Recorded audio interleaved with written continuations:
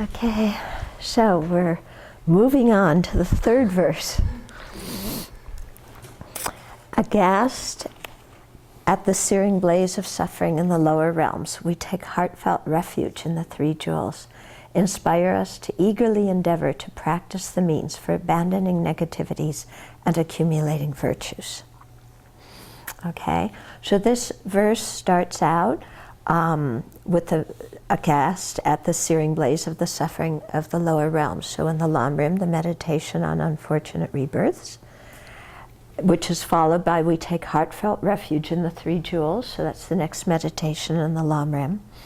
And then inspire us to eagerly practice the means for abandoning negativities and accumulating virtues is the meditation on karma, which is the following one. So then you're going to say, well, what happened to death and impermanence? Yeah? Did it die? Did it? Okay. Well, it's actually referred to in the second verse and in the third verse. Because in the second verse, when we talked about our life, our precious human life, and partaking of its essence, making it worthwhile and not be distracted by the meaningless affairs of this life, one of the antidotes to the 8 worldly concerns that distract us is the meditation on death and impermanence. And then similarly, the meditation on death and impermanence is what we must do so that we even get a feeling of the possibility of having an unfortunate rebirth. Because if we don't think of our death, we're not going to think about what comes after that. Okay, so the meditation on death and impermanence is really quite a vital one. They say if you don't remember death and impermanence in the morning, you waste your morning. If you don't remember it in the afternoon, you waste your afternoon. And if you don't remember it at night, you waste your night. Okay, the idea being that the fact that we're going to die and we aren't going to continue to exist forever is what acts as the mirror that makes us ask ourselves, what am I doing in my life? And what is of value in my life? And at the time I die, when I look back on my life, what will I have rejoiced about having done and what will I regret having done? And so, you know, the fact of our mortality puts us up against those very, very important questions.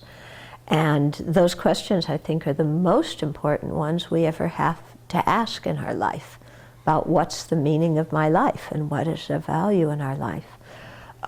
So often in our society, people don't like to ask those questions. They're afraid to because it challenges the status quo.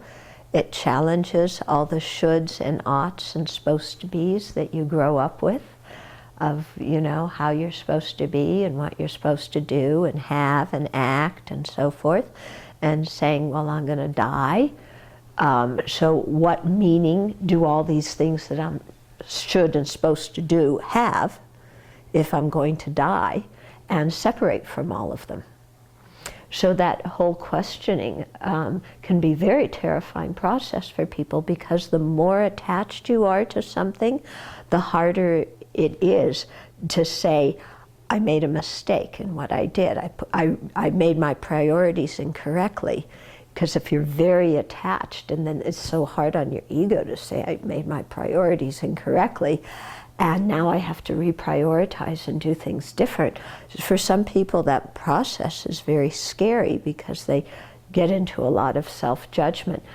They don't need to get into the self-judgment. They could say, you know, I acted on automatic at that time in my life because nobody ever told me to think about death and impermanence. Now I have this in front of me. It's really important to think about. And now it's really invigorating my life and giving me a lot of oomph and courage and enthusiasm to live my life in a different way. So, you know, people could look at that self-examination process in that way. They don't have to look at it as, oh, death is impermanence is telling me everything I did in my life until now is useless, and therefore I'm bad. You see where we go wrong? You know, we always add the "and I'm bad" to it. Yeah, which, you know, why do we have to add "and I'm bad"? It has nothing to do with that.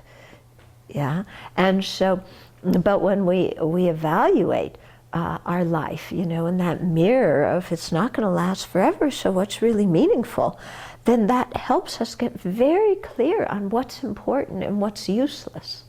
And it can actually make our mind quite clear, quite strong in following what we know to be really true and meaningful. Of course, sometimes in our life, we don't know what's true and meaningful. Yeah, and so that fits in with, you know, how fortunate we are to have a precious human life, you know, in which we have that have met the teachings that give us that, you know, or provide an alternative for us to scrutinize to see if that's a meaningful alternative. So how, you know, how precious our life is that we've met the teachings, yeah, and we see some alternative. Yeah, and then to have the inspiration to really follow that and do that. Okay, rather than just live on automatic, do what we think we're supposed to do, and then get to the point where we're dying and say, you know, what did I spend my whole life doing?